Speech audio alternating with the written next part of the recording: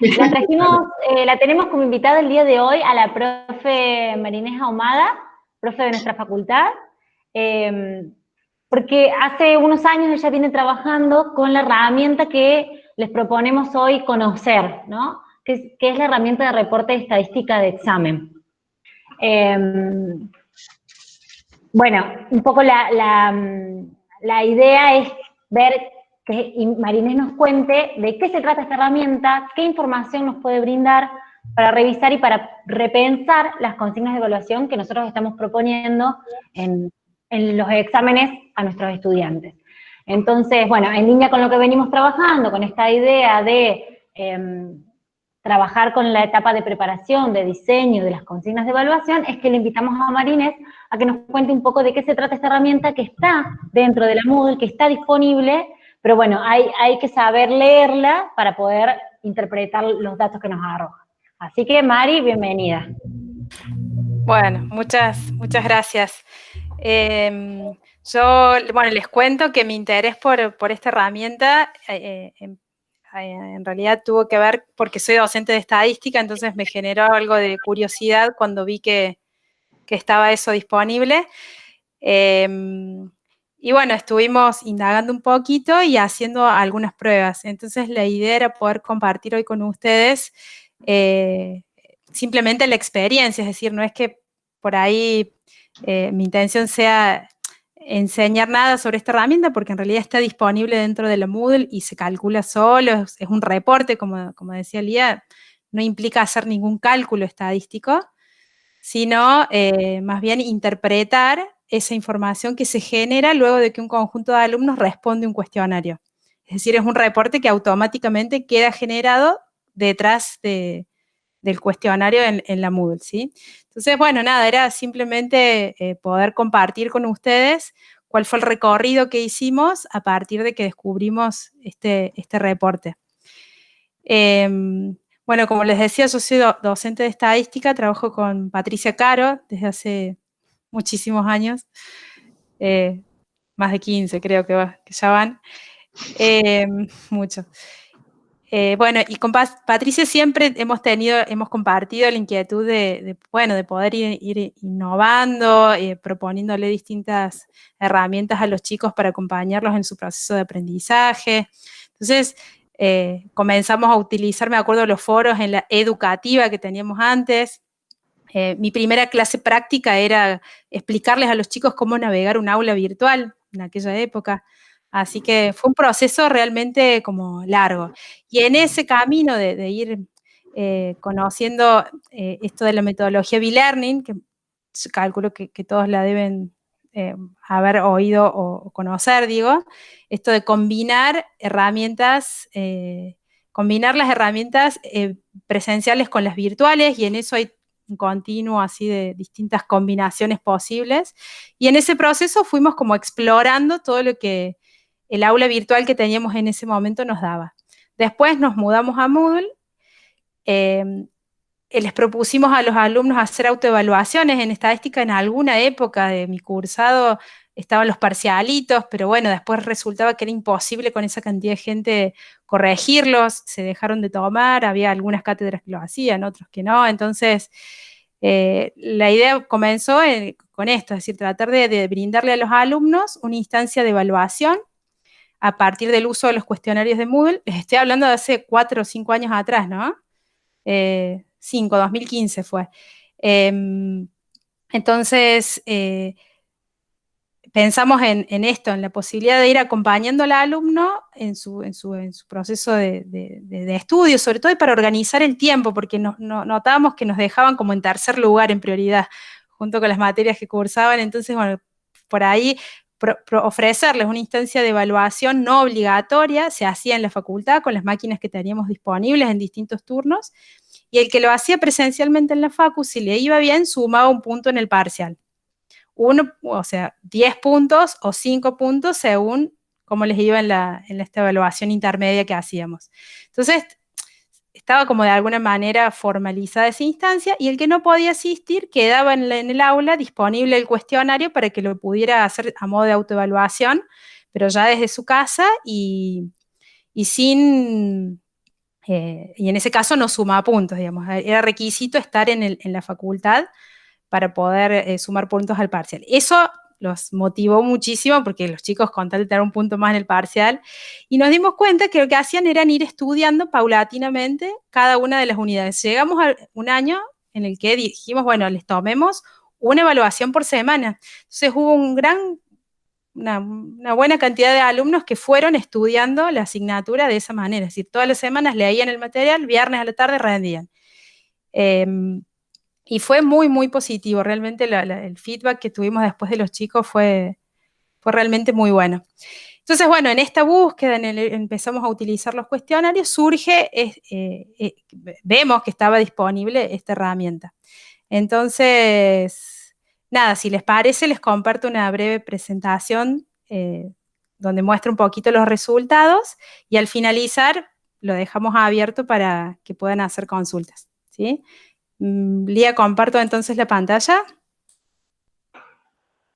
Sí, sí, por supuesto, Inés. Bueno.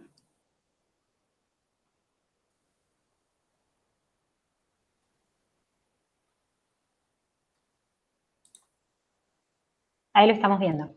Bien.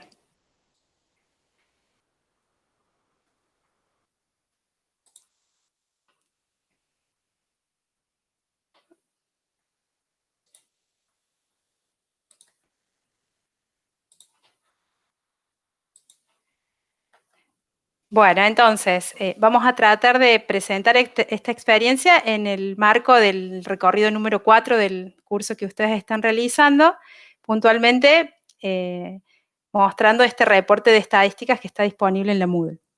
Como les decía, esto fue parte de una experiencia donde intentamos formalizar el estudio y el análisis de esa herramienta en particular. Entonces, a partir de los cuestionarios con los que trabajamos en el año 2016, que lo fuimos haciendo intuitivamente, era construir un cuestionario parecido a un parcial más chiquito, digamos, más cortito, porque duraban entre 50 minutos y 1 hora cada uno. No era una instancia de parcial, pero queríamos que de alguna manera sea una especie de autoevaluación del tema que se correspondía a esa autoevaluación. Entonces, en el 2016 creíamos que teníamos los mejores cuestionarios. Me reía porque recién Gladys comentaba eso, tengo las preguntas muy bien redactadas. Bueno, Gladys, esto te puede servir también para descubrir o ratificar eso que decías. Bien, entonces 2016 construimos cuestionarios, los aplicamos. La cátedra de estadística es muy masiva, así que en casi todas las instancias eran más de 100 alumnos que respondían cada cuestionario. Y después, a partir del análisis de este reporte estadístico, realizamos mejoras a esos mismos cuestionarios del 2016 y los volvimos a aplicar en el 2017. Entonces, lo que hicimos después fue comparar el reporte estadístico de ambos años, ¿sí? Si bien el grupo de alumnos era distinto, pero bueno, el cuestionario básicamente tenía la misma estructura. Entonces queríamos de alguna manera analizar la fiabilidad de estos cuestionarios, porque básicamente el reporte estadístico tiene un conjunto de indicadores que apuntan justamente a verificar qué tan confiable, qué tan eficiente ha sido nuestro instrumento de evaluación. Lo que logramos, lo que pudimos observar y como resultado de esta experiencia fue realmente algo muy positivo. Logramos que los alumnos se motivaran en cuanto a hacer un seguimiento y darle continuidad al estudio, sobre todo, a su proceso de aprendizaje. Obtuvimos mejoras en los rendimientos finales porque los alumnos que habían participado de manera continua durante todo el cursado de esta experiencia lograron mejores notas en el examen final. Por supuesto que hay otras variables ahí que influyen, pero básicamente había una correlación finalmente entre las notas que obtenían en estas evaluaciones con respecto a la nota que después tuvieron en el examen final. Y nos llevó a pensar de que no es suficiente mirar únicamente la nota que obtuvieron nuestros alumnos a partir de alguna instancia de evaluación, sino también hacer un autoanálisis de qué tan bueno fue nuestro instrumento para hacer esa medición, esa evaluación. Bueno, y después extendimos también el trabajo al 2018. Esa es la cantidad de alumnos que en promedio teníamos por año cursando. más o menos 250 alumnos. Y bueno, las autoevaluaciones tenían estas características, eran individuales, no obligatorias, y para que tuvieran esta valoración de parte nuestra, tenían que realizarse de manera presencial en la facultad.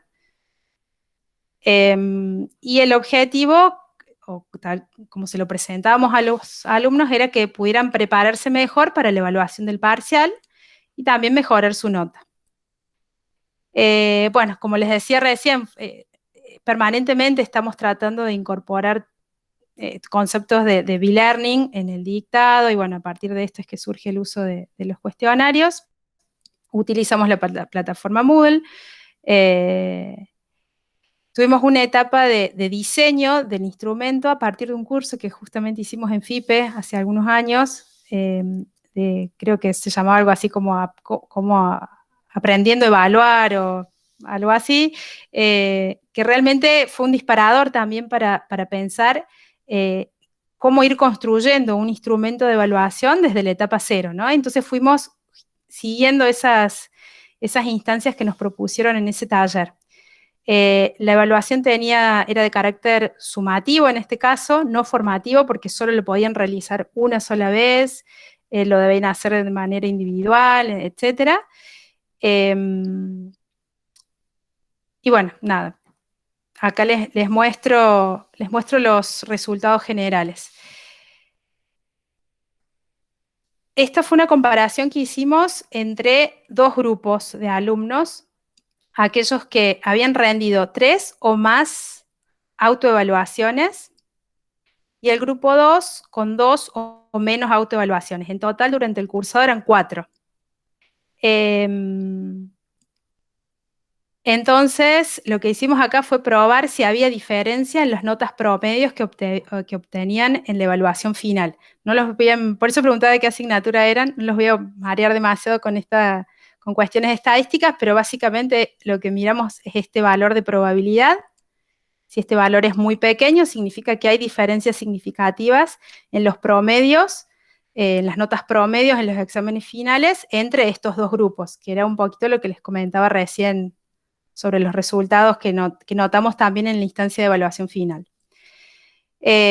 Tratamos de formalizar toda la etapa del diseño del instrumento basándonos en bibliografía específica, que ahí se las comparto. Entendimos muy bien y aprendimos a diferenciar cuando un instrumento era evaluativo y sumativo. Y bueno, notamos que esta herramienta que tenía la Moodle proporciona esta serie de indicadores psicométricos que pueden ser aprovechados con la finalidad de mejorar nuestro instrumento de evaluación. Estos indicadores tienen dos partes, una evaluación global, una valoración global del instrumento y una valoración individual a nivel de cada una de las preguntas que quedaron incorporadas en el cuestionario que armamos. Entonces acá les muestro la valoración global de uno de los cuestionarios que fueron analizados. A ver si los voy a agrandar un poquito ahí. Este es el reporte global. ¿Sí? Que está en el reporte estadístico. Ese reporte, disculpa Marines, preguntan por el chat si esas estadísticas las realizaron ustedes desde la cátedra o si lo emite Moodle. No, lo muestra directamente Moodle una vez que el cuestionario está finalizado. Yo ahora les muestro estos resultados y después me voy a un cuestionario realizado en mi aula y les muestro cómo encontrarlo para que ustedes puedan ver sus propios cuestionarios. Les muestro esto que fue el resultado interesante que obtuvimos al comparar. Básicamente lo que hago acá es, traje el reporte del cuestionario 2016, el reporte estadístico del cuestionario 2017 y los comparo para ver si mejoré o no, básicamente.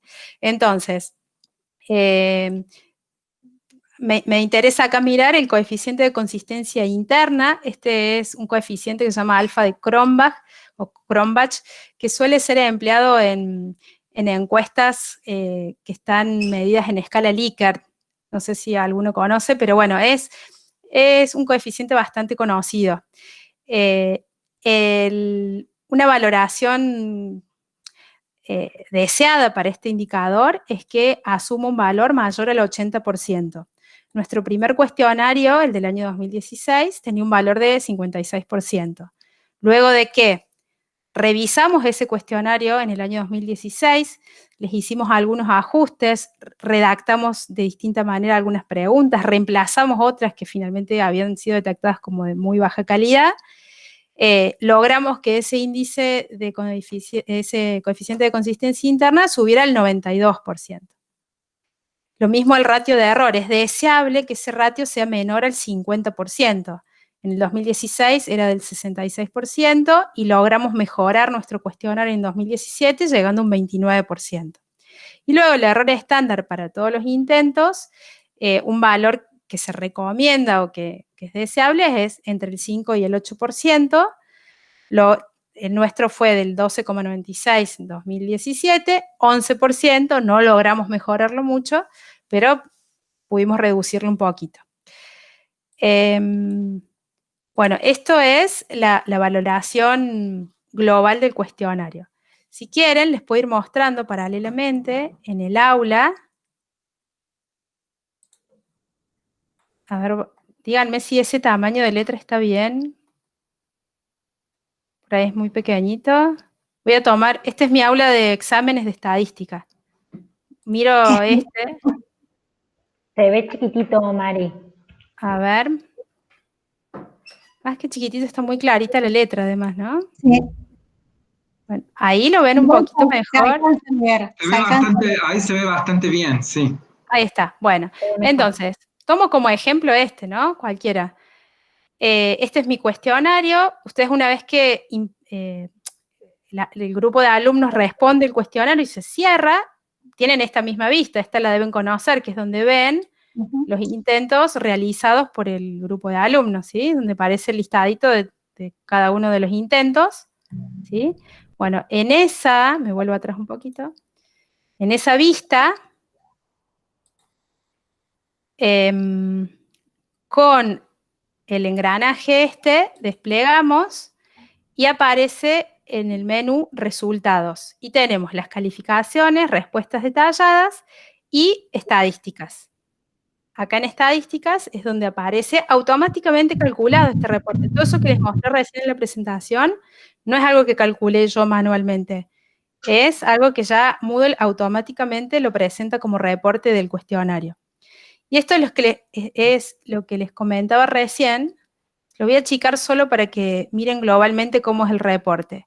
Tenemos toda esta primera parte, que es la global. Todo esto que muestro acá. El análisis global del cuestionario. Y luego aparece el análisis individual de cada uno de los ítems que conformaron el cuestionario, ¿sí? Es decir, el análisis de la estructura. Por ahora yo les mostré esta primera parte nada más. Y acá por defecto siempre muestra los mejores, los intentos con mejores calificaciones. Entonces yo lo voy a cambiar y le voy a poner que me genere el reporte para todos los intentos de este cuestionario. Ahora sí, ya tengo los 27. Si quieren, repasamos rápidamente cada uno. Dice promedio de los primeros intentos, 44,64, promedio de todos los intentos, bueno, etcétera. La mediana, ¿sí? Uno espera una distribución relativamente simétrica. La desviación estándar de las notas o de las calificaciones. Asimetría, esto debería ser un valor cercano a 0.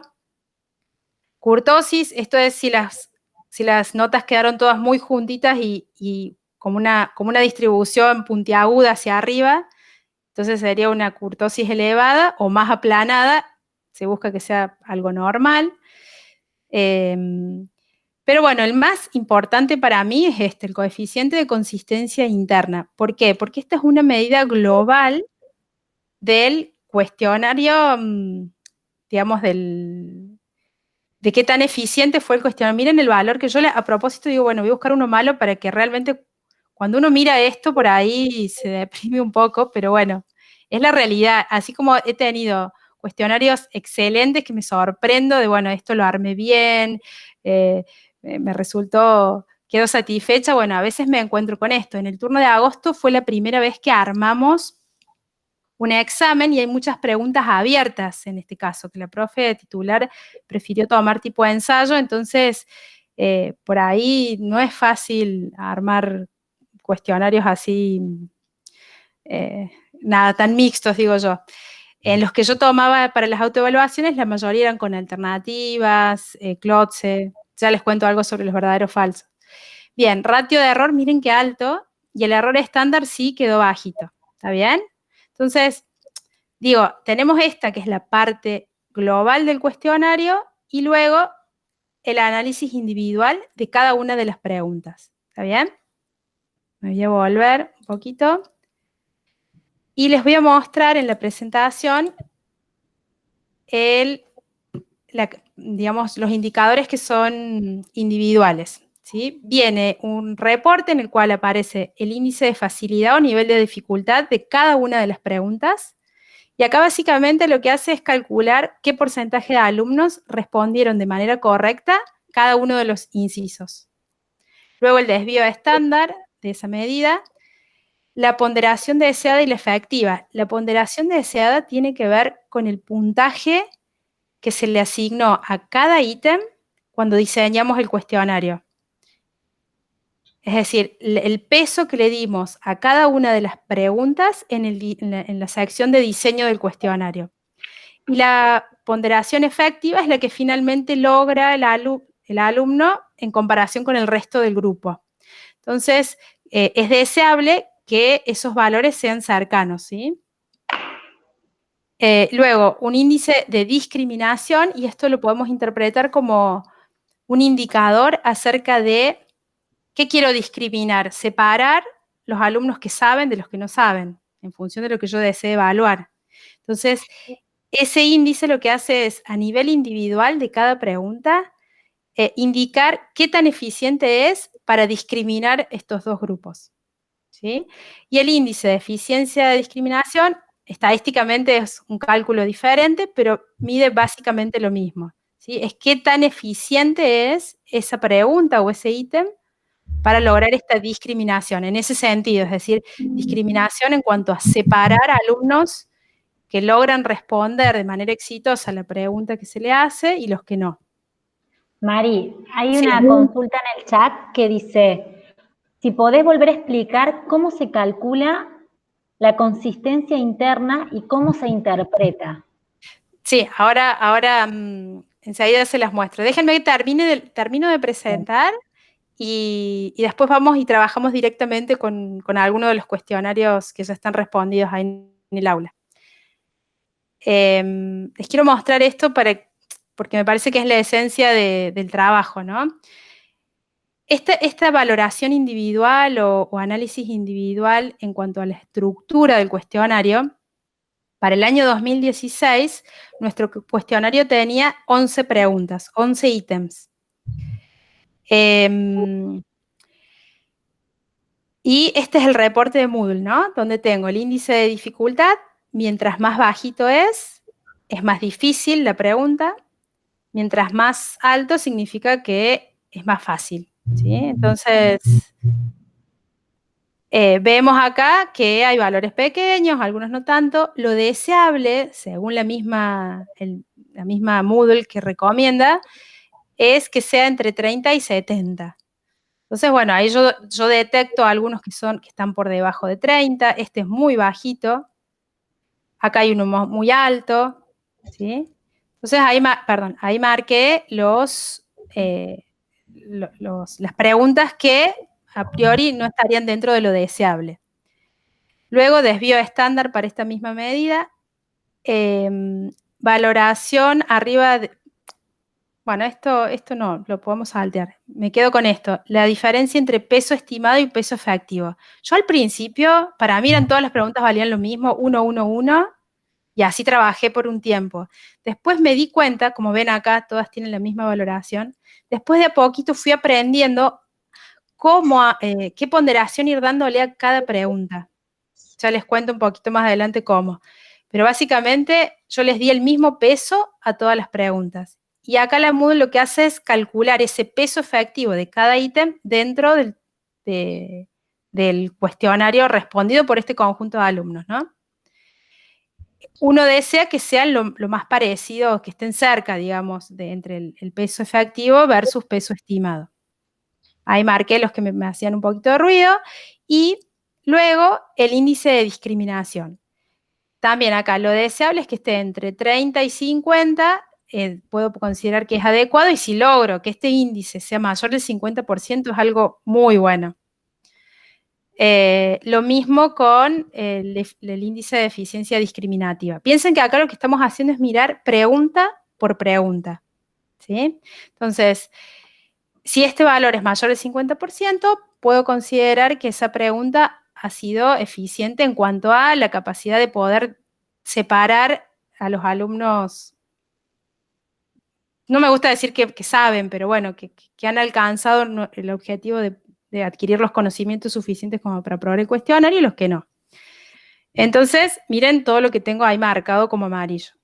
A partir de esto, lo que hicimos fue revisar el contenido de la unidad, bueno, aplicar todo el proceso que ustedes ya vieron de diseño de un cuestionario, ¿no? Revisar el contenido, de las que habían resultado, por ejemplo, esta pregunta 8, con un índice de facilidad muy bajito, un índice esta eficiencia discriminativa 0,03, dije esta pregunta. Y bueno, y la sorpresa fue que aquellas preguntas que resultaban así marcadas como muy malas, realmente algún problemita tenían. No estaba bien redactada, por ahí le faltaba una coma, le faltaba algún conector a la redacción, y entonces realmente hacía que el alumno interpretara mal. Alguna que por ahí nos ha pasado que encontramos que realmente había un error en la pregunta, estaba mal enfocada, no error de redacción, pero sí conceptualmente no era correcta. Entonces, de esa manera, ¿qué hicimos? Algunas preguntas de estas que ven ahí directamente las reemplazamos por una totalmente distinta. Queríamos conservar el tema, es decir, que ese tema que se preguntaba en esa pregunta se mantenga dentro del cuestionario, pero la reemplazábamos por otra distinta. O mejorábamos la redacción, le hacíamos algún ajuste, le agregábamos algún dato adicional, y de esa manera volvimos a usar esa misma estructura al año siguiente. Y el resultado de esos mismos indicadores que ustedes ven allá arriba nos quedó así. Es decir, yo lo que a mí me sorprendió fue como de manera por ahí un poquito más objetiva, el mismo sistema me estaba autoevaluando a mí como docente en cuanto a mis habilidades para poder armar un cuestionario, al menos desde este punto de vista, eficiente. Digo esto porque no es la panacea todo. A veces me han quedado preguntas que el sistema me las reporta como malas, pero yo quiero que estén porque es un tema importante para la asignatura, pues está relacionado con otro tema. Después entran en juego otras habilidades del docente para elaborar las preguntas, pero no deja de ser una ayuda para saber dónde estoy parada en cuanto a qué tan bueno me salió el parcial, digamos, o el instrumento de evaluación.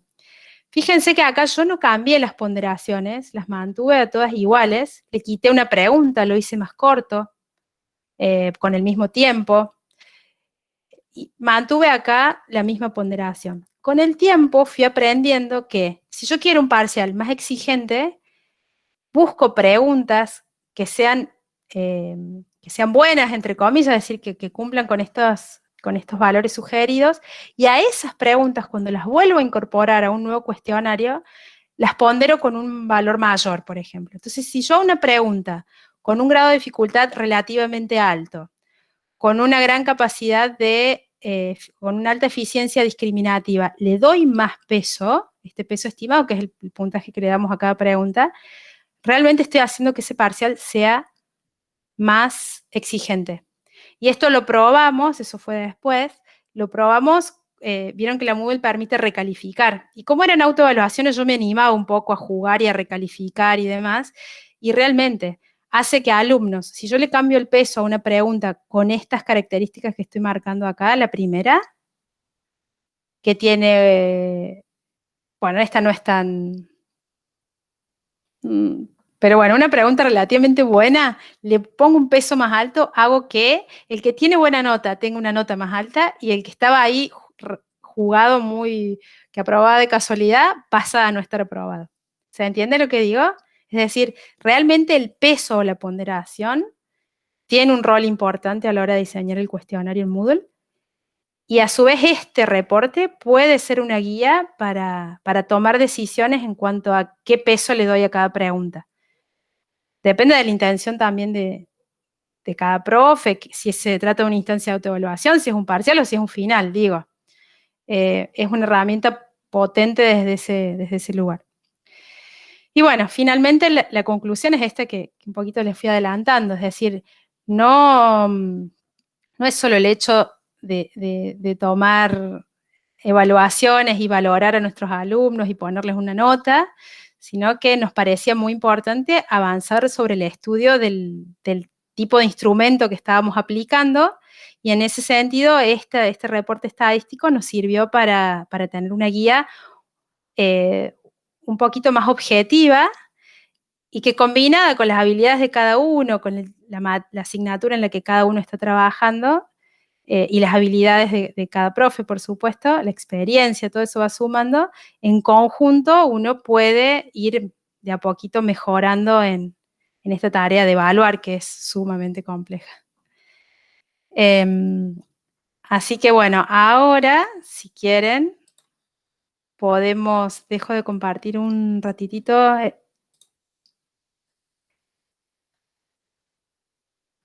Ahí está, y si quieren abrimos las preguntas, Lía, y voy mostrando, ¿sí? Sí, sí, por supuesto. Había dos preguntas en el chat, una de Carolina, que dice, cuando se comparan los resultados de cuestionarios entre distintos años que tengan preguntas similares, ¿podría incidir en los índices que los alumnos ya sepan algo de la pregunta-respuesta, porque los alumnos de años anteriores le pasan información? Sí, sin duda que sí, sí, por supuesto. Pero en ese momento, primero que no estaba tan difundido. Después los alumnos fueron aprendiendo y sí que tienen un preguntero de las preguntas de las autoevaluaciones. Pero en esos 2 años en particular, realmente hubo muchísima predisposición por parte de los alumnos. Estaban súper agradecidos. Y piensen que igual era en la facultad, estaban sentados en el aula de informática de planta baja, y usábamos aulas de ahí de las baterías, y si bien podían aprender de las preguntas anteriores, creo que esos cuestionarios que los trabajamos así tan formalmente, no sé si influyó demasiado en el resultado.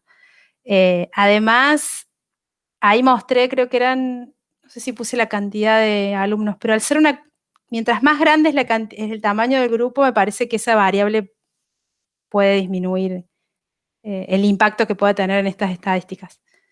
Pero sí, pienso que sí, que si un alumno que del 2017 conoce las preguntas del 2016, pero era el primer año, yo creo que no las deben haber tenido todavía. 2019 capaz que sí. Y bueno, y además fuimos después cargando preguntas nuevas, ¿no? Pero sí, puede ser que influya. ¿Por qué lo preguntan? Por los exámenes, ¿no? ¿Quién hizo la pregunta? Caro Orchansky. ¿Caro está? Caro. Está muteada. Hola, sí. Ahí está. Preguntaba simplemente para saber que cuando uno compara las mismas preguntas entre distintos años, bueno, ver un poco esa variable, cómo incide nada más. Claro, no lo tenemos medido, pienso que así intuitivamente que sí. También influye, pensá que no era el mismo grupo de alumnos, si bien la materia es la misma, los profes los mismos, es un grupo distinto. Puede incidir también eso, es decir, se dictó de una manera distinta. Hay otras variables que sin duda pueden generar ruido en el análisis, pero no, fue evidente. Y después, una vez que vamos aplicando esto, porque la verdad lo uso mucho, yo me encargo de tomar a los libres, y uso mucho esto para decir qué pregunta no la vuelvo a usar más, porque realmente no sirve. Por ejemplo, los verdaderos falsos en mi asignatura no me han resultado eficientes, ¿sí? En mi asignatura hay mucho cálculo y demás. Verdaderos falsos casi siempre resultan con bajo índice de eficiencia discriminativa, y malos entre comillas. Entonces, bueno, ahí decidí volcarme a preguntas calculadas, porque las calculadas, Gladys, no sé si sigue por ahí, pero realmente resultan buenísimas. Sí, acá estoy. Las calculadas me resultaron, pero creo que también depende de cada asignatura, ¿no? De las características que tenga cada asignatura. La mía, que es mucho cálculo, digamos, las calculadas fueron realmente muy eficientes. Posiblemente por esto, porque al ser calculadas le pones valores aleatorios, entonces, por más que el alumno conozca la pregunta desde el año anterior, bueno, conocerá el procedimiento para llegar al resultado, pero al tocarle un valor diferente, va a tener que calcular igual, una potencia o una probabilidad de lo que sea, va a tener que volver a calcular, y en realidad eso es lo que en definitiva a nosotros nos interesa, que es que sepan aplicar el concepto teórico. Entonces, desde ese punto de vista, nos resultaban buenas, digamos. María Inés, ¿y con cuántas, digamos, vos probando una vez la calculada, ya te quedás tranquila, digamos, de que funciona, o tenés que probar aleatoriamente varias? Cuando yo utilizo una pregunta calculada, no, hago un archivo Excel con formulitas, sí, y voy tirando y pruebo, entonces voy reemplazando el valor que me sale sorteado, digamos, que aleatoriamente selecciona el sistema, lo reemplazo en el cálculo que yo tengo aparte, y pruebo que el resultado sea el que yo quiero, y que no sea un resultado que quede fuera de rango, que no sea, una probabilidad negativa, o por decir algo así bien concreto. Entonces sí, reviso. No lo hago una sola vez. Creo que ella te pregunta otra cosa. ¿Qué será? No, si con que vos uses una vez una pregunta, sí, y la analizás y te da buenos números, con eso sería suficiente para quedarte tranquilo, o a lo mejor esa misma pregunta conviene, por más que te dé bien el resultado una vez, la vas a seguir mirando. ¿A eso mirando te refieres? o usando en otros? No, yo me refería cuando vos ponele que vos querés calcular un resultado de venta de un bien de uso. Vos ponés que es igual, ¿no es cierto?, al valor de origen menos las depreciaciones acumuladas, y eso lo restás al precio de venta, o sea, valor de origen menos valor residual. Pero vos, para complejizar la pregunta, le das al chico los años de vida útil transcurridas que calcule la depreciación acumulada, entonces ya tenés el valor de origen, que puede ser la suma de dos valores o una mejora, la depreciación acumulada que la tienen que calcular, y a su vez tienen que calcular la del ejercicio y multiplicar por n. Y digo, una vez que vos probás que la fórmula te da con una pregunta, ¿es seguro que al agregar valores aleatorios con las restantes te dé? ¿Me entendés lo que digo? Porque sí, yo, por ejemplo, en mi materia necesito establecer rangos, por ejemplo, para valores de valor de origen que se modifiquen de 100 en 100, para que no me den con decimales y 2 millones de posibilidades. Supongo entre 50.000 y 100.000, pero que se vayan modificando, no sé, de 1000 en 1000, para facilitar el cálculo. ¿Eso se puede hacer? Sí, se puede hacer de dos maneras. Uy, perdón, me voy del tema, ¿no? No, después contéstame, termina tu tema, después me contestas. No, por Lía, digo, no tiene que ver con las estadísticas, pero hay dos maneras de hacerlo. Una es artesanalmente, que te digo que vas probando, y yo lo he probado, digamos, un archivo Excel, y vas poniendo todas las combinaciones posibles, y voy probando, y pruebo, no es para mí no es tan sencillo hacerlo así manualmente. Y después hay otra manera que, bueno, eso tal vez me meto en un terreno complicado, pero hay un software que se llama R, no sé si alguno lo conoce, que es un software estadístico. Bueno, que todo esto que la oración que vos armaste, quiero que el rango de valores vaya de tanto en tanto y salte de 1000 en 1000 y que redondee y que bla, bla, y que no sea mayor, que son todas condiciones que vos le podés escribir al programita. Y te genera un conjunto de preguntas distintas con un formato especial que puede ser leído desde Moodle. ¿Me seguís hasta ahí? Yo armo la sentencia, es decir, las condiciones que yo quiero. Le digo, bueno, esta va a ser una pregunta calculada, le pones hasta la retroalimentación, todo lo que vos querés que te aparezca después en Moodle. Lo guardas con un formato especial, RNW se llama, que te queda un paquetito, y después a ese paquete lo levantás desde Moodle y en menos de un minuto tenés 50 preguntas cargadas distintas. Que ahí funciona distinto. El cálculo te lo hace el R, no la Moodle. ¿Me seguís hasta ahí?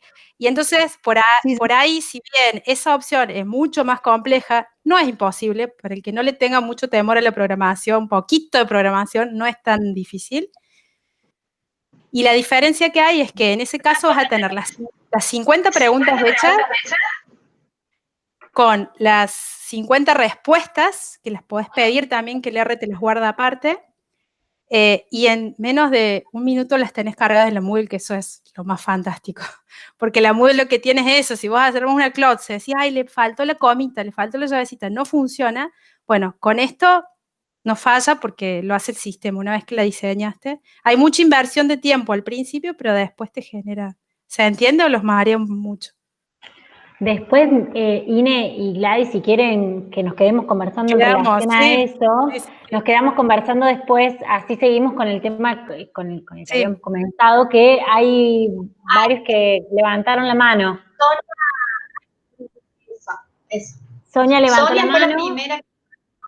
A ver, Sonia. Sí, para mí me parece que lo más importante es seguir ampliando cada vez más la base de preguntas, porque eso va a ser de un buen repositorio y cada vez que armemos un bloque nuevo de bases, pienso que haciendo este análisis es muy positivo para descartar todas aquellas preguntas que puedan ser malas, entre comillas, y ir puliendo a su vez esa base para que dé los mejores resultados. Creo que es por ahí donde van, ¿no es cierto? Exactamente, sí, te sirve para saber justamente eso, para separar preguntas. Si yo tengo 3 instancias distintas, autoevaluación, parcial, final.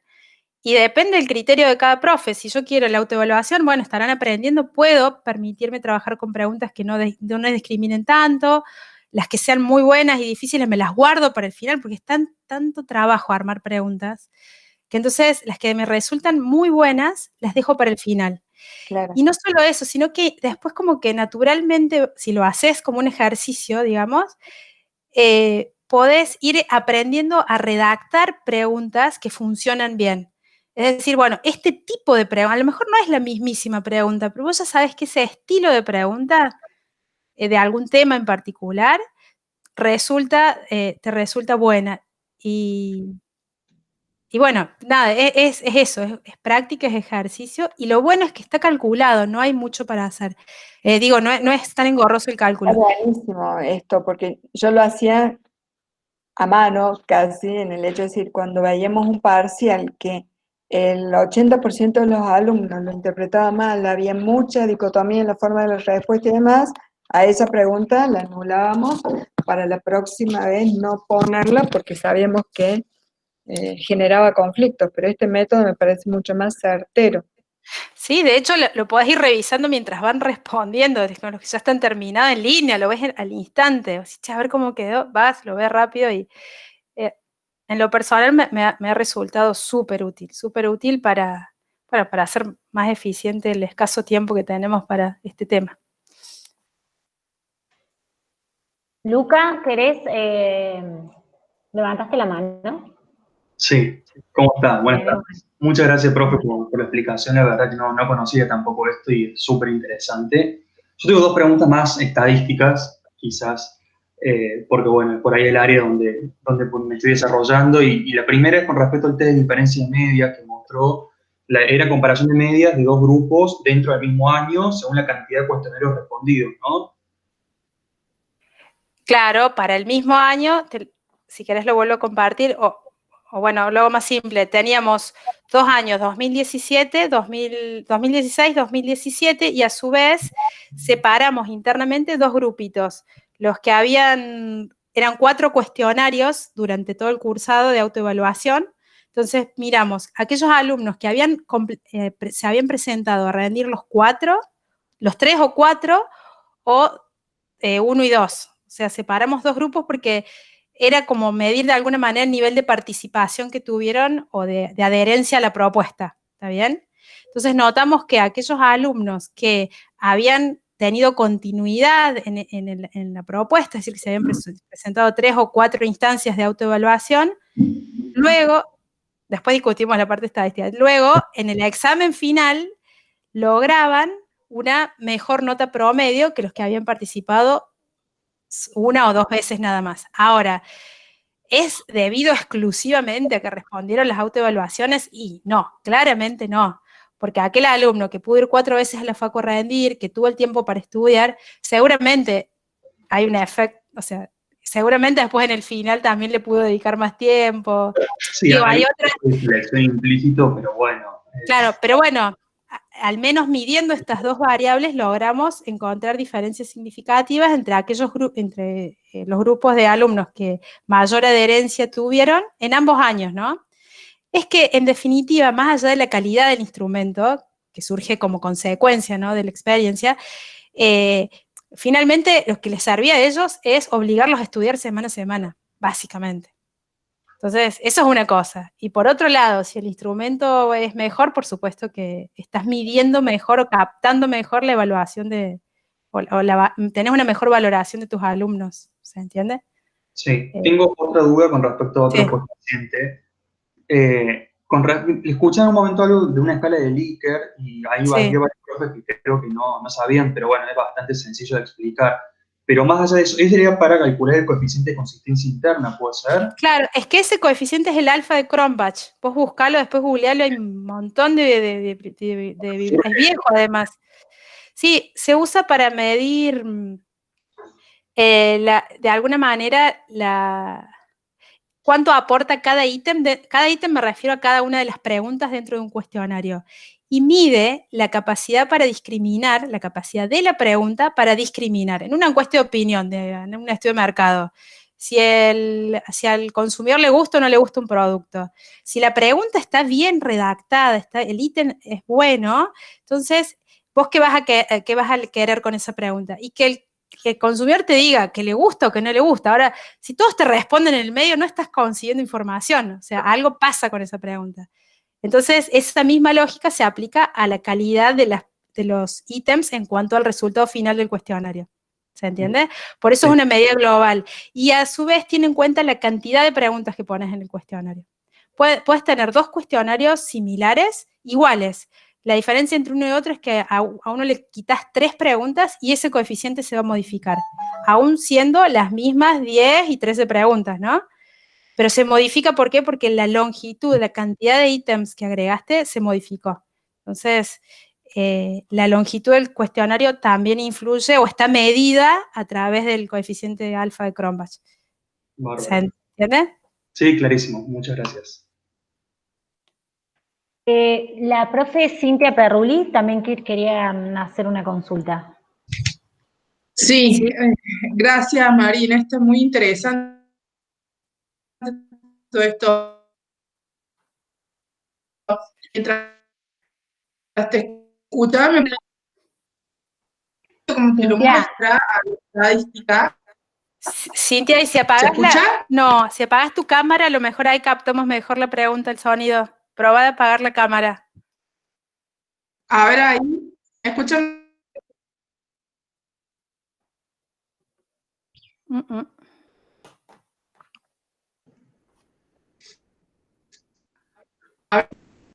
Ay, qué pena. No, si querés escribir por el chat, porque no se te escucha bien. Me de pregunta aleatoria y armo todos los índices. La pregunta de Cintia está hay una pregunta de Cintia ahí escrita en el chat, si a lo mejor es esa. Sí, sí es esa. Bien, dice Cintia Inés, estoy chusmeando un cuestionario, ¿cómo se leen esos indicadores para la pregunta aleatoria? Bien, estaríamos hablando de un cuestionario que tenés una pregunta aleatoria, en el sentido de que te toma aleatoriamente una pregunta de un conjunto de preguntas que están en una categoría. ¿Es eso?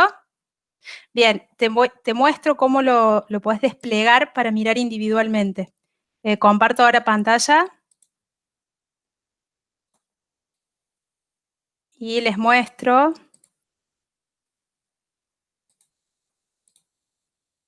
¿Se ve ahí? Sí, Inés, Ahí se se está ve. cargando. Bueno, a ver. Está bien, tomo cualquiera. Creo que este tenía aleatorias. Vamos a ver. Tengo 6 acá, la verdad que cuando son poquitos, chicos, cuando son poquitos alumnos realmente no funciona muy. No es que no funcione, no tiene datos suficientes como para. Pero voy a Bueno, no chequear. es bueno tener muchos alumnos como tenemos en la facultad. Bueno, mira, quería Así encontrar una que encontramos algo bueno. sería algo así, ¿no? Vos tenés en la pregunta 2, les voy a mostrar a ver, el diseño del cuestionario primero para ver si estamos de acuerdo. Yo tengo este cuestionario que tiene 23 preguntas y algunas de estas son aleatorias, ¿sí? Bien, entonces, el reporte estadístico para estos ítems, en los cuales la pregunta no va a ser exactamente la misma, aparece de esta manera. Así, por ejemplo, la pregunta 3, aleatoria. Ver detalle, si haces clic ahí, se va a desplegar el conjunto de preguntas que estaban en la categoría desde la cual estás tomando aleatoriamente las preguntas para ese ítem, ¿sí? Entonces, en este caso eran 3 preguntas diferentes, ¿ves? El ítem 3 tiene la 3.1, la 3.2, 3.3. Acá te dice cuántos alumnos respondieron cada una de estas preguntas. A un solo alumno le tocó esta, a 3 les tocó esta y a 2 les tocó la tercera.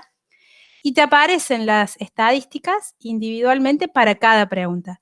Verán que acá queda en blanco porque, bueno, hay un solo chico, entonces no logra calcular nada. Pero digo, en un cuestionario con más cantidad vas a notar que este cuadro está completo y podés hacer un análisis individual de cada pregunta. Esto está buenísimo. Miren acá esto. El ítem 1 dice 80%, ¿no? Índice de facilidad. 23%, 90%. ¿Qué opinan ahí? ¿Qué debería advertir yo como docente? Que esta pregunta no tiene el mismo nivel o no es similar al nivel de dificultad de las otras dos. Entonces, fíjense, cuando uno toma o utiliza estas preguntas aleatorias, uno intenta hacer esto para que los alumnos no se copien, etcétera, con el objetivo de hacer todos parciales de sus exámenes diferentes, pero es muy importante que la categoría que seleccionamos para el sorteo de la pregunta que va a caer en el ítem 3, esas preguntas deben ser, en mi opinión, similares en dificultad, similares en el tiempo requerido, por ahí no necesariamente del mismo tema, pero sí en algún punto similares para tratar de ser lo más equitativo posible. Entonces esto te sirve para ver cuando hay una pregunta que no debería estar, al menos dentro de esta categoría, compartiendo con las otras dos. Entonces esto debería ser. Sí. Salvo que ahí le cambies la ponderación, ¿no es cierto? La pregunta es más fácil. No podés porque ¿No cuando podés? haces no, ya te digo por qué. Igual tengan en cuenta que son muy, muy poquitos casos acá, ¿no? Está como exagerado. Un detalle más y ya vuelvo a lo de la ponderación. Si hacen clic acá, te muestra la estadística individual para la pregunta. Si fuera una pregunta de alternativas, a ver, les voy a mostrar alguna. Alguna que sea con alternativas. Esta, por ejemplo. Esta es mala, miren esta pregunta, horrible. Son los finales. En esto no tengo tanta experiencia, sí en la de los. Pero bueno, cuando hacemos clic en la pregunta individualmente, te viene el resumen estadístico para la pregunta. Te dice qué posición tiene en el examen, qué tipo de pregunta es, cómo la llamamos. La cantidad de intentos, 6 alumnos la respondieron, el 83,33% seleccionaron la opción correcta, el desvío de estándar, la ponderación deseada, el peso efectivo que tuvo, etc.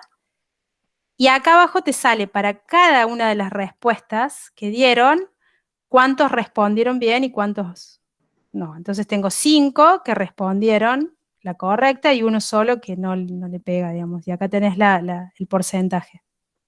Entonces, esto está muy bueno cuando uno se equivoca en la redacción de una de las alternativas y tenés que 50 y 50, y bueno, ahí revísalo. O porque es un tema difícil y bueno, no lo saben, o puede que haya un error y que haya dos alternativas que se presten a una interpretación no deseada, digamos, por el docente. Entonces, está re piola esto cuando vos ves que queda como separada en dos alternativas, bueno, ahí hay que revisar esas dos alternativas. O a lo mejor explicaste mal el tema. Todo, sí, pero Todo sí, puede ser. pero nos ha pasado porque como veníamos tema por tema, o sea, cuando hacíamos las autoevaluaciones, notábamos hacía errores o estaba bien redactada y todos le respondían mal. Bueno, ¿qué hacíamos? Para el repaso del parcial, retomábamos ese tema y además les dejábamos abiertos esos mismos cuestionarios de autoevaluación la semana previa al parcial. Entonces los chicos, por más que lo habían hecho en la facu, podían ingresar a la plataforma y mirar sus propios errores. Y es más, les recomendábamos eso, porque después tenían retroalimentación y entonces podían ver dónde se habían equivocado y que eran temas que ellos después tenían que reforzar. ¿Qué nos pasó? Que muchos creían que así iba a ser el parcial. Entonces algunos se enojaban porque las preguntas de las autoevaluaciones resultaron muy distintas en el parcial. Entonces, al año siguiente, también aprendizaje, aclarábamos y recontra, es más, lo dejábamos escrito que no eran preguntas de parcial, que era simplemente autoevaluación, etcétera. Entonces, como que nos protegíamos de antemano. Pero sí, está bueno. Te respondo lo del diseño del cuestionario. Acá, no, perdón, voy a entrar a alguno. Cuando asignas el puntaje a una pregunta así aleatoria, no me acuerdo quién había preguntado, Sonia creo, ves que le pones acá el puntaje de 3, pero no le decís que para la 1 te tome 3, para la 2 te tome 1, no podés asignarle un valor individual. Le va a puntuar 3 a cualquiera de las 3 que resulten sorteadas. Entonces, en realidad hay que hacer un esfuerzo de que del lugar donde yo tome las preguntas, por ejemplo, todas estas, que sean similares en eso, en complejidad, en el tiempo que les lleva a resolverlas, más allá de que puedan ser temas diferentes, ¿no? Tipos de preguntas, a veces nos ha quedado, a ver, acá no sería el caso, pero tratamos de que por ahí sean lo más parejitas posibles, como para que después los parciales también queden parejos, ¿no?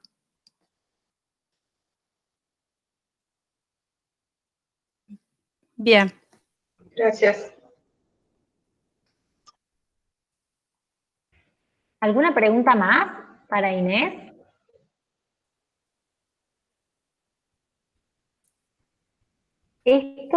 Sí, yo tengo una, perdón, tener el micrófono apagado. Cuando el índice de discriminación te da negativo, ¿cómo interpretas eso? El índice trabaja con en realidad mide correlación entre lo que midió, claro, es como una correlación negativa. Es decir, está bien, ¿vos qué esperas? Que el alumno versus el puntaje total te mira la respuesta individual y el puntaje que sumó por cada ítem versus el puntaje total del cuestionario. Por eso la cantidad de preguntas también influye en estas medidas, porque está comparando para cada alumno esa correlación. Entonces, ¿vos qué esperas? Que aquel alumno que tuvo un puntaje alto en el examen, a las preguntas que discriminan mal las haya respondido bien y aquellos que tuvieron un puntaje bajo le hayan respondido mal, la mayoría. O sea, ahí es donde se te separan los dos grupos. Mide correlación, básicamente. Si te da correlación negativa, bueno, esa pregunta, mírala porque seguro alguna cosita tiene para mejorar. A la basura, Oscar. No. No, reciclarla, reformularla, no. Entiendo que la mayoría de las veces es un problema de redacción, de ajustar el... Sí, y sobre todo insisto en esto, que tal vez no vuelvas a tomar exactamente la misma pregunta, pero como que vas aprendiendo el estilo de pregunta o el tipo de pregunta que para cada asignatura puede resultar mejor. Entonces vas como teniendo esa habilidad de darte cuenta qué tipo de pregunta es la buena, digamos. Entonces, para eso te sirve también. Yo te hago otra pregunta, perdón que acapare. Viendo que yo soy del área de las matemáticas, igual que vos, y bueno, creo que para contabilidad y economía, pero digo, para los profes que hay acá del área más de administración, o digamos, en donde no está la parte cuantitativa, ¿te parece que todo esto también es útil, no? Yo pienso que sí, porque es muy intuitivo, es decir, te la marca en rosa. Si vos no podés por ahí internalizar tanto el concepto de análisis de correlación, no importa, esa pregunta está en rosita. Y vos sabés, y teniendo esos valores así de referencia, me parece que es intuitivo, es decir, o sea, es una alerta, es como un semáforo, digo yo. Sí, total no importa, no es que uno va a buscar un valor específico, ni nada, es un indicador. Entonces, me parece que desde ese lugar sí puede servir a materias que no tengan nada que ver con la estadística.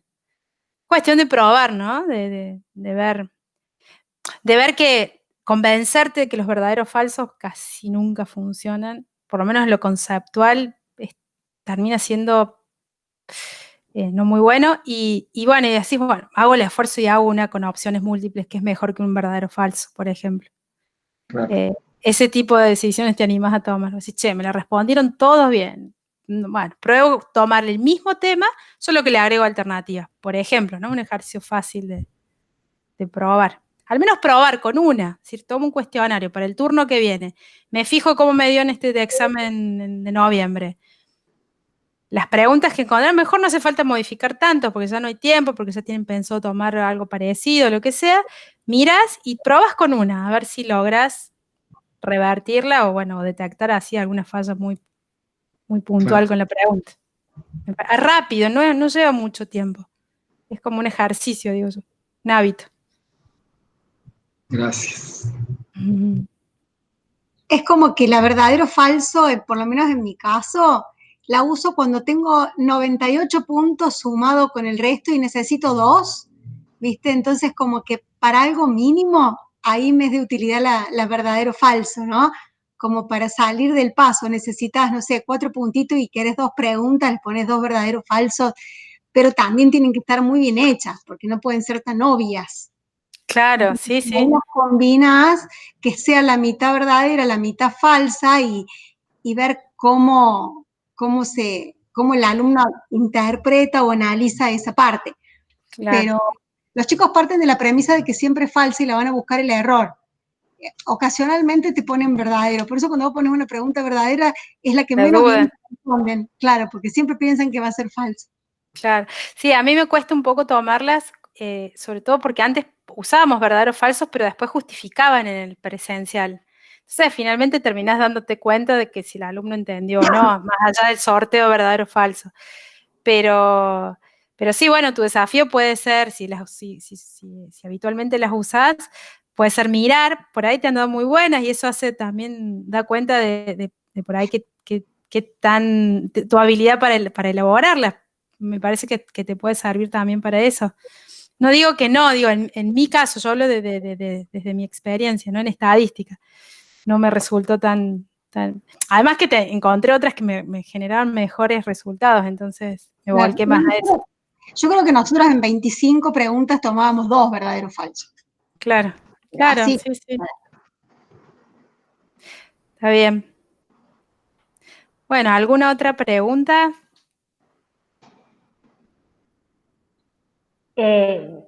Mientras piensan si tienen alguna otra pregunta para hacerle a Inés, les cuento que esto el PowerPoint que fue pasando Inés con los indicadores, con los valores deseados de esos indicadores va a estar subido en el aula virtual.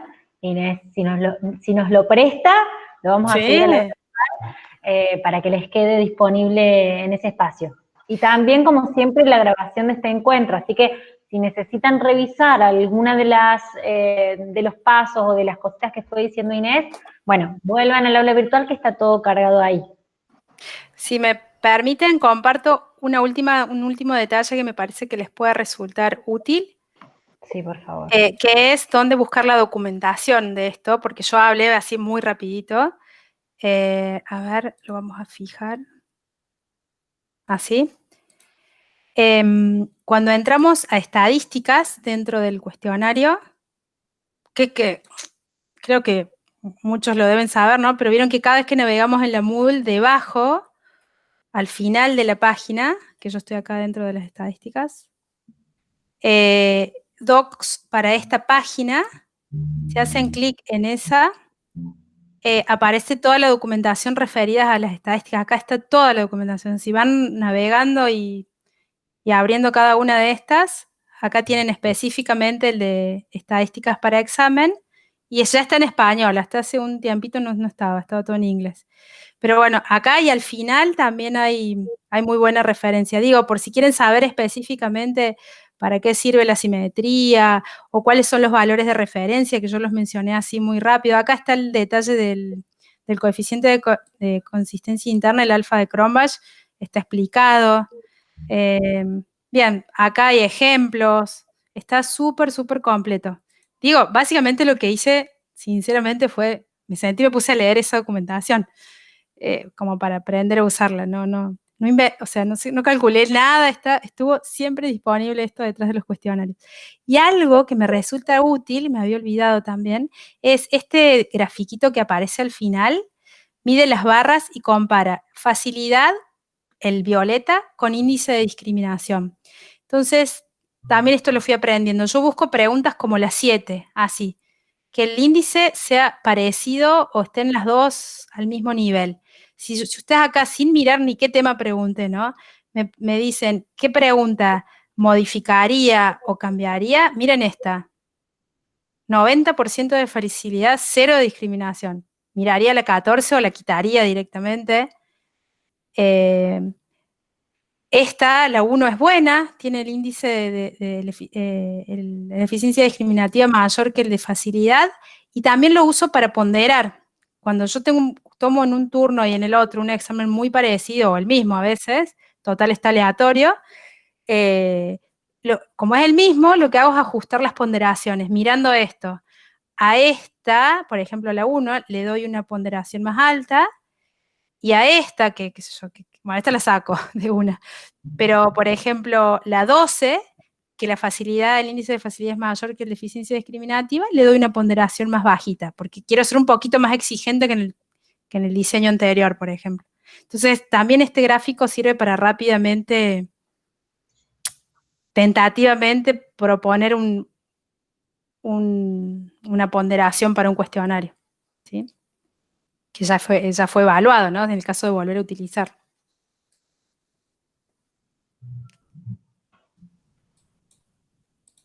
Bien, bueno.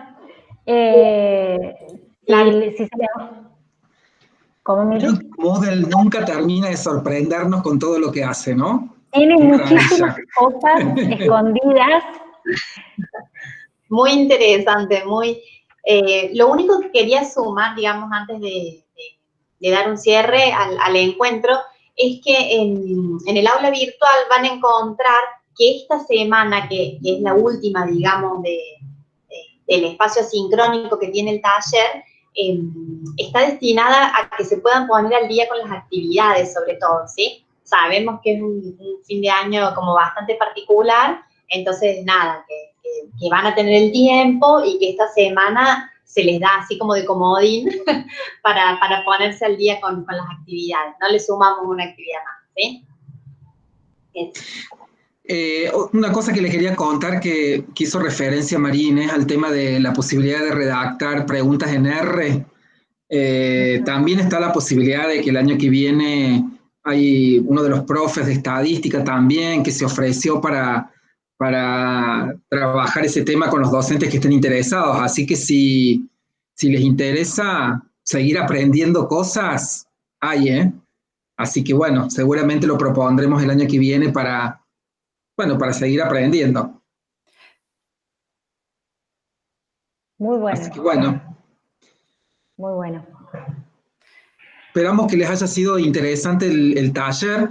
El taller fue concebido medio ecléctico. Ustedes vieron que hemos pasado por temas muy diversos en este taller, pero detectamos que eran cosas que los profes venían consultando todo este tiempo de virtualización. Entonces, bueno, medio que juntamos varias cositas que nos parecían que podían ser útiles y que estaban demandadas.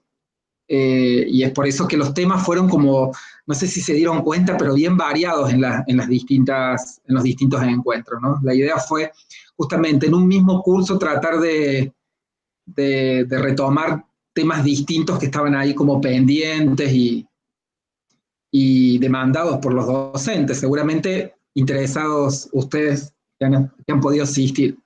Entendemos que es un momento del año como que estamos todos muy cansados, pero bueno, acá estamos, firmes. Nada, agradecerles a todos por habernos acompañado en estos 4 encuentros que hemos tenido a lo largo de este mes. Así que gracias a todos ustedes por estar y por participar, por estar siempre pendiente de lo que íbamos colgando en el aula virtual, participar de los encuentros. Fue muy interesante. Así que estamos muy agradecidas junto con Mili de haber compartido este espacio. Sí, muchas gracias a María Inés también por dedicarnos este espacio y el tiempo y la explicación, que es súper valiosa. No, de mi parte ningún problema, me gusta mucho y bueno, me parece súper importante poder compartir. Yo se lo dije a Oscar apenas empezó la cuarentena. Oscar, ¿dónde vamos compartiendo todo lo que vamos aprendiendo? Porque a veces hasta te olvidas, encontrás un videíto dando vueltas o lo que sea. Me parece súper, súper importante este tipo de espacios para podernos, o sea, compartir y también recibir del resto. Hubo muchas instancias, así que también muy agradecida. Bueno, y bueno, nos seguimos encontrando en el aula virtual. Recuerden que están todavía abiertos los foros para seguir haciendo las consultas que necesiten. Y seguimos trabajando en esas cositas que les han quedado pendientes para, bueno, tratar de cerrar la semana que viene con este taller, ¿sí? Bien, o sea, podemos seguir subiendo los trabajos. Yo vengo un poquito demorada porque no me daban los tiempos realmente. Sí, no hay problema, no hay problema. Gracias. Gracias a ustedes. La semana que viene es la actividad que dijo Oscar que está en el contando. Sí, el miércoles. Miércoles a las 17. A las 17. Muchas gracias, fue excelente el curso. Gracias. Bueno, Gracias. sí, gracias. Muy lindo. Gracias, profe. Chao, chao.